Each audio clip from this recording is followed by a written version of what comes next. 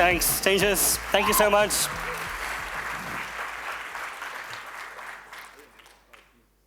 So maybe you or someone in your team has thought about the problem of accessibility in terms of building it into stuff, thinking about building it into components, for instance, or design systems. It's something that I've heard a lot about in the last few years, so much that I decided to make a talk about this, because if you're building in accessibility into components, that's kind of a double-edged sword. You need to consider it very carefully. It can be a really good thing, but it can also cause major problems. So I'm going to talk about that today for you. And this year it's over 25 years ago that the first version of the Web Content Accessibility Guidelines got released. That's version 1.0. And it was released by the W3C to give advice to web developers about how to make their websites accessible. Because they realized that accessibility is not easy per se. So they decided to put out a list to try and help people to get it right. And that's something that I'm still really interested in, like how can we make it easier for people to make things accessible? Not because people deserve accessibility to be easy, right? It's a human right to have accessible products. There are legal obligations, right? But I do think that if we make it easier as an industry, that we get more of it, and I think that's worthwhile pursuing. It's over 25 years ago, that first version. These kind of documents can take really long, as lots of those kind of processes can. As Jean said this morning, it can take decades to create standards and products like that. So in 25 years, a lot has happened. It might be a good time to reflect back. And I think we're in a sort of glass half full, half empty sort of situation. On the one hand, WCAG has been tremendously successful. It's embedded in laws worldwide. Like in the European Union, we're referring to WCAG in the European Accessibility Act, in the Web Accessibility Directive, in America, in Japan, in Australia, all around the world, we're referring to WCAG as a baseline for web accessibility. So it's been tremendously successful in that sense, but at the same time, I still see a lot of websites that aren't accessible. Like websites with sticky elements that cover everything when you're zoomed in, to the point that you can't actually access the content because you have no way to scroll there. Websites with parts that aren't available if you're using a keyboard, like an FAQ to click the questions to open the answers, and without the keyboard you can't get there, or with the keyboard. Or websites that have important information that's hidden in images without alternative text. This is from a Dutch election website, or a news website that talked about the election last year. And at those kind of moments, I always double check, what's the alternative text? And this is a bunch of bar charts that has detailed information about the results. And none of that information was available in text. Now, I'm calling these three things out because they are things that I see in a lot of websites. I do accessibility audits for clients sometimes. And these are three things that I see almost everywhere. Stuff breaks when you zoom, keyboard accessibility is often a problem. Now, the thing to know about accessibility, we're trying to make the web and digital products work for people with disabilities. And the thing to know about disabilities is that it's really a spectrum. So there are people who are completely blind. And there are people who can see very well. But most people are somewhere in between that. And as you age or as your circumstances change, your level of disability is also going to change. And it goes... There are many of these kind of spectrums, right? For hearing, for seeing, for motor impairments. It's a spectrum. A lot of us are somewhere on that spectrum, very likely. And just like disability is a spectrum, access is too. Like there are a lot of different ways of using a product. I think even people without any kind of disability, we're very much used to that some of the UIs that we use aren't very easy to use. Some of them are way too complex. And yet, we probably will manage to work with them. We probably will manage to work around all the problems. And I see disabled users in user tests kind of work with what they've got, and it kind of works, but we've got to make sure that we do better. It's really important, and it's also somewhat inevitable. Because whenever you put anything on the web, you can be quite sure that people are going to zoom in, that people are going to use high contrast modes, that they're going to use a screen reader. Maybe they don't use a mouse, maybe they use voice recognition, and maybe they can't turn their device because it's attached to their wheelchair. You don't really have a choice. I sometimes hear people say, like, oh, we don't really have blind users. We don't really have people who are hard of hearing. Even if you're creating an app for like the 4 people in finance and you know who those 4 people are, you don't know if one of them is going to win the lottery tomorrow, leave the company, and you're going to recruit someone else who might have different set of needs. So it's kind of inevitable. If you put something on the web, it's quite likely that you need it to be accessible. It's a 100% chance. So we need better websites because accessibility isn't a user problem, it's a website problem. We've got to do better. But I've worked as a web developer for a long time, and I know that it's not easy. It's not easy because it's really hard to find good code examples. Especially now I learn more about accessibility. I know that there's so much nuance, and it's so hard to find the exact right code examples that kind of do accessibility right. It's tricky to know when you've reached sufficient support as well. Because if you're testing for accessibility, you've got to make sure things work in every browser, but also across different assistive technologies. And even if you've ensured that, you'll need to check if there's actual usability, because something can be technically perfect according to the standard, but then be tricky to use. Tabs are an example of that. So I've seen users in user tests kind of struggle using perfect ARIA tabs. Because they didn't know how to use the arrow keys. So that makes it tricky too. And then there's the fact that WCAG often doesn't tell you what to do. And there are reasons for that. Because if it would need to be a really long document that would go out of date really quickly.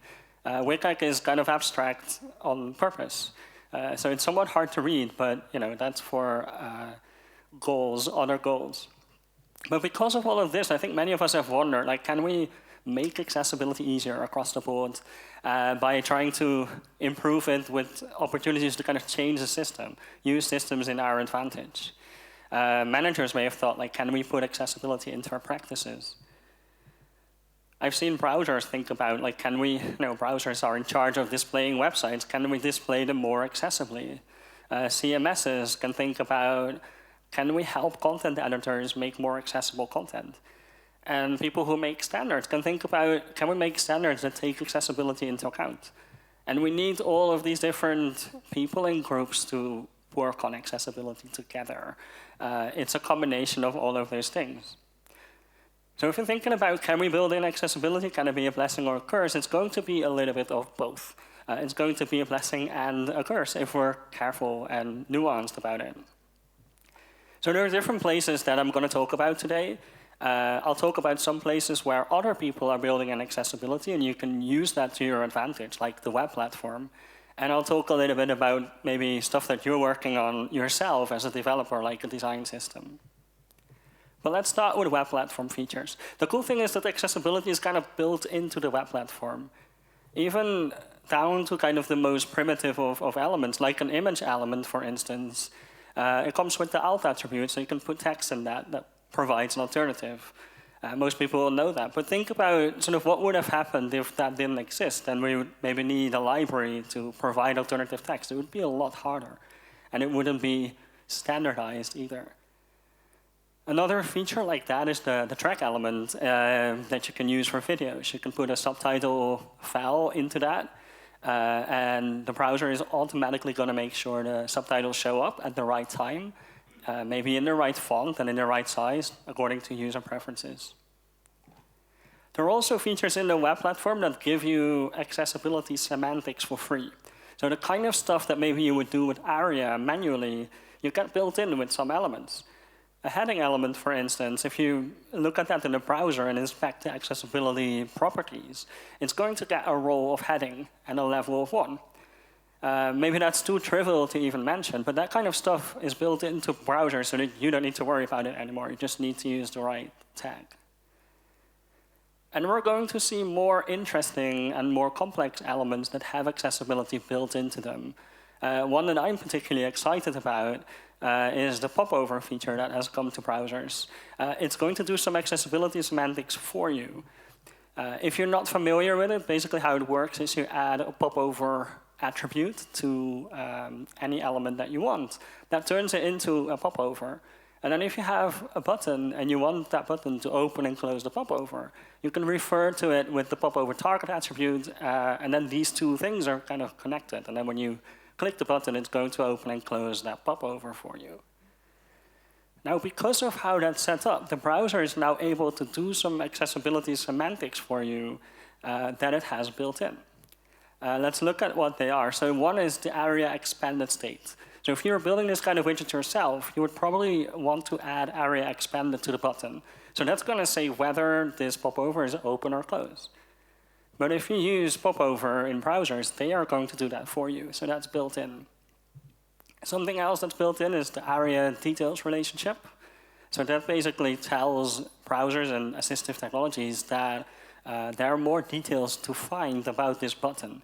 So when you get to the button, say with the screen reader, it's going to say, here's a button, open popover, and it has details. And then there's a shortcut to actually move the user to the popover. And that's especially helpful if it's somewhere else in the DOM. So not nearby, but like just before your body closing tag or something like that. It can be anywhere in the document, and people can jump to it. And then there's the fallback role of group. That's also added automatically. So if you don't add a role to your popover, it's going to be group automatically. And then there's some focus management as well. So if you close the popover, the focus is going to move nicely to the button. And it's a tremendous help for users who would otherwise get lost because they would be taken back to the body element, basically. So it's a helpful thing that's built into the browser.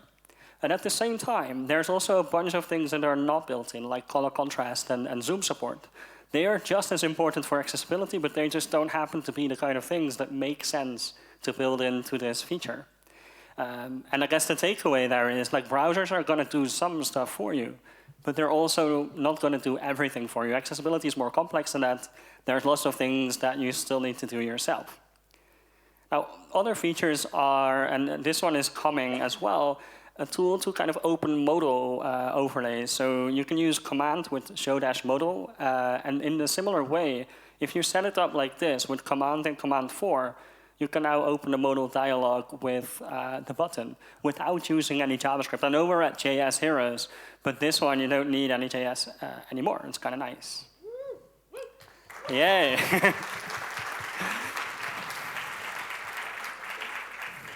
This has been a feature that many people have requested, and I'm really excited it's here. And it's got some accessibility built in too. In this case, it's got some focus management. It doesn't have area expanded for the fact that that doesn't really make sense on the button, because whenever you've opened the modal, you cannot get to the button because it's in the inert area. So knowing whether it's expanded or not is not really relevant there. So that's not built in, and again, lots of other things are not either. Accordions are also built into the web platform now. So with details and summary, you can build your own accordions, which is kind of nice. You can even build exclusive accordions. So you add name attributes to each of your details elements, and then whenever you open one of these items, the other ones are going to be closed. There's some accessibility built in that too, being the area expanded state. So that's something that we could know as a browser and set up for you. Now, I'm telling you about this because more web UI features are on the way to browsers. They're going to be in HTML and CSS. And I think it's important for us as developers to really consider what is built in and what is not. Because a browser might happily announce, like, hey, we've got this new feature. It's going to take care of accessibility for you. And I want you to think about, what kind of accessibility? What are the properties that it's going to manage for me? And what are the bits that I'll need to do myself?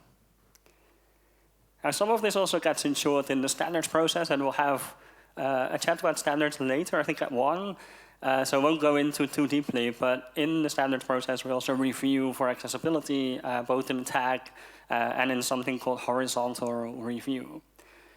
And yet, you get a lot of browser accessibility bugs still. Adrian Roselli's blog is an important source for that kind of information. He does a lot of deep dive testing into browser features and their accessibility.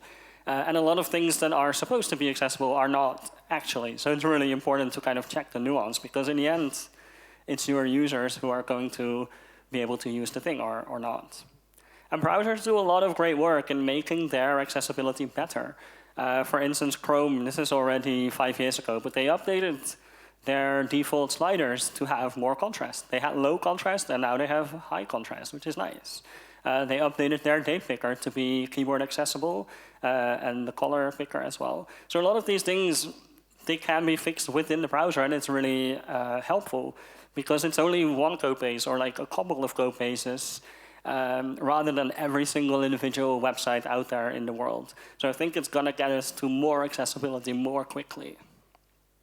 And one other thing that really helps with that is that web platform tests are now testable or have accessibility tree test capabilities, and they are being increased as well. So before you could only check a couple of things, and they're kind of increasing how many things can be checked by web platform tests.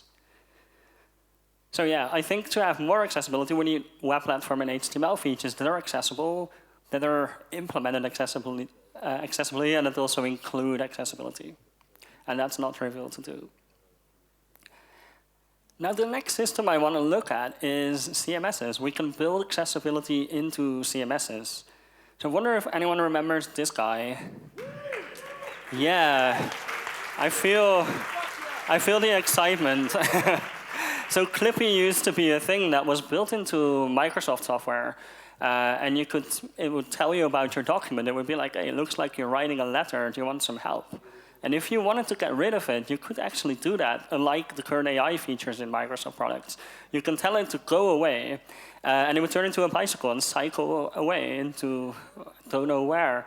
I also never found out like how do you actually get it back. You kind of had to restart Word, and it would come back. On the YouTube video for this, there's lots of comments of people that have really emotional connections with this guy. Clippy is a legend, someone commented. Yeah, people are excited about this. Hey, it looks like you're writing a letter. Lots of different kind of things that Clippy used to do. People really miss him. Clippy was so cute. He always made me happy. I miss him so much. I can feel the emotion with the people. And some people even describe him as their best friend. Yeah, it was good times, kind of more innocent times as well, I guess. But what I kind of like about this idea of Clippy is that it would help you make things better. And I think we should do that in CMSs, but with accessibility. I want to see Clippies, but inside CMSs, because this is the place where you're creating content, where you're probably creating accessibility problems, potentially. We could recognize those automatically, because JavaScript, yay. So you can find stuff inside the content and tell people about it. Dually in Joomla does that. There is something called editorially in Drupal. There are features in WordPress, Gutenberg, that will recognize if you're changing the color of some text, it will tell you, oh, the contrast is now too low. Please fix. I used to work for a CMS called Sanity, which has one of its selling points is that everything is JSON, all of your content, which, as JavaScript people, we know that means you can go into the content and do checks. So I'd build in checks like, oh, you're creating 4 paragraphs that all start with a dash. Maybe they should be a list. And so urging people to fix the problem maybe before they save. Or bold text that's above something might be a heading. So you can recognize that and tell people about it.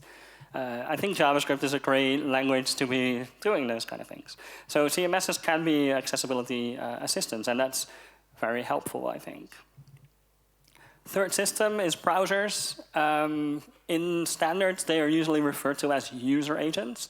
And that's what I kind of want to see more of us think about. Because user agents, they're really meant to be agents for the user. Not for someone else, it's for the user. So I want to see user agents act on behalf of the user when it comes to accessibility. So if a user comes to a website that has low contrast, like here's a fake travel website that has white text on a light blue background, for someone who finds that hard to see, the browser should allow them to have more contrast as an option by drawing like a black box behind it. Now that might be against the wishes of the person who designed this website or who owns it. They might find that ugly, but maybe the user would want that to happen, and the user is ultimately the most important here. If a designer says, I want the focus outline to be 1 pixel light gray, the user could be like, well, actually, I just want to see where I am. Let me see a focus outline. And if the user agent really acts as the user's agent, it will be like, well, okay, I'll make it 10 pixels in black. So we need to prioritize users above anything else, really, and help users kind of experience the content in a way that works for them. I did a talk about that at the ViewSource conference a few years ago for Mozilla, where I kind of have a few more ideas around this. I think there's probably 10 to 20 different things that browsers could implement to force accessibility and kind of remove accessibility barriers, and I think that's great. Browsers should intervene when the web content that they serve is inaccessible. So last system that I think we can build accessibility into is design systems. Cool thing about them is that they can make your patterns repeatable, and that is really helpful. Thing to realize about that, though, is that they can make anything repeatable, and that's not inherently valuable or inherently harmless, as Amy Yoop described in her blog post, Building Conscious Design Systems. The thing with design systems is they can make good patterns repeatable, but really they can also make bad patterns repeatable. So it's really important to get your patterns right, because there are also design systems out there that kind of propagate bad patterns more quickly because they are a design system. So we've got to make sure that what we build is actually good. And we can also use design systems as a teaching opportunity, because usually there's a lot of nuance around different components and how they are used together. And it's that nuance where kind of the accessibility happens. So it's important to teach that too. So built-in accessibility, I think it's something that can be done and that's worthwhile, but it's not trivial. So I want to cover a couple of questions that you can ask whenever you're building something in. I mean, the most important might be what could possibly go wrong. There's a lot of things that could go wrong, right, in a component. And it's important to be kind of that criticast, I guess, in the team to try and make sure that your system actually improves accessibility and doesn't kind of make it worse. So does the icon disappear in dark mode? Will the tabs break if there's too many items? What if all the buttons in a group are named the same? How do we ensure there's useful text in there? Can we force a label component to be used whenever a text field component is used? All these kinds of things well, some of them are automatable and some of them kind of require human judgment. But it's important to kind of have all these bits of nuance with your component, whether in documentation or in stuff that you can automate in your editor too. Because there's a lot of things that decide whether a component is accessible, whether that's like a button or a card or tabs. There's a lot of different things that impact accessibility. I guess like the people matter, right? The developer, designers, researchers, content editors, QA testers, they all impact. But also the tools that we use to display the UI, like a browser that renders it, as I mentioned earlier. The CMS has some impact too, and assistive technologies and kind of the features that they support, again, also have an impact. Now, a design system can impact through kind of two different parts, I think. So in components and also in documentation. Documentation might be just as important or even more important than the components themselves, because it's really about sort of how you're using them. So components can do a lot. Like they can support user preferences, like forced color mode and text spacing, zoom support, that kind of thing. They can have accessibility semantics built in, like the browser features that I showed earlier. They can have roles and states and properties that don't really need to change. They can have keyboard support, focus management, and also support certain accessibility features. Like if you're building a video player, you also need to build the subtitles part. Because if that doesn't exist, then the video will never kind of be accessible. So kind of the things that are needed for accessibility to exist.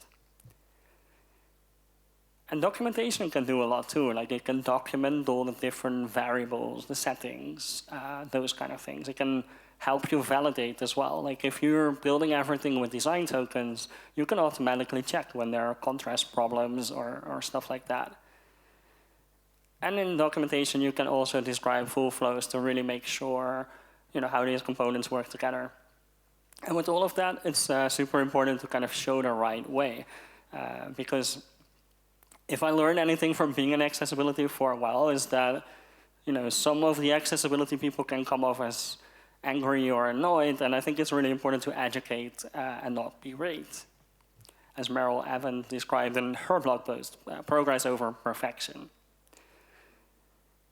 So in design systems, on the one hand, we can use components. We use them as is, right? So you get the code, and that gets used. And other parts of it are interpreted, like documentation and component settings. So we should kind of optimize both for those things. So yeah, takeaway number 6 is that components that people reuse and documentation that people interpret are an opportunity to make the quality of what we do a lot better. But then it is important to get your marketing right. So we always want to make sure to avoid over-promising the accessibility impact. There is going to be impact, it's going to be good, but we can't be promising too much, because then C-level folks or wherever they sit in New York will think, well, we've got the design system, it's going to do the accessibility for us. And that's a big risk, because if we look at it more nuanced and kind of things that I've talked about today, is that it can only do part, and it's helpful. We should have it do that part, but we shouldn't think it's going to magically solve the problem. So always say it's going to make it easier to, instead of it will take care of, and emphasize the role of a design system in a continuous effort, because you're always going to be improving your accessibility like you're improving your usability, and then you're always improving your product. So it's not like a one-off solution that you can apply. So wrapping up, I want to say built-in accessibility is both a blessing and a curse in lots of different ways. It's not trivial, it's not a one-off or a quick fix, but it can be done, and importantly, it's worthwhile to try and do that. And with that, I want to thank you very much.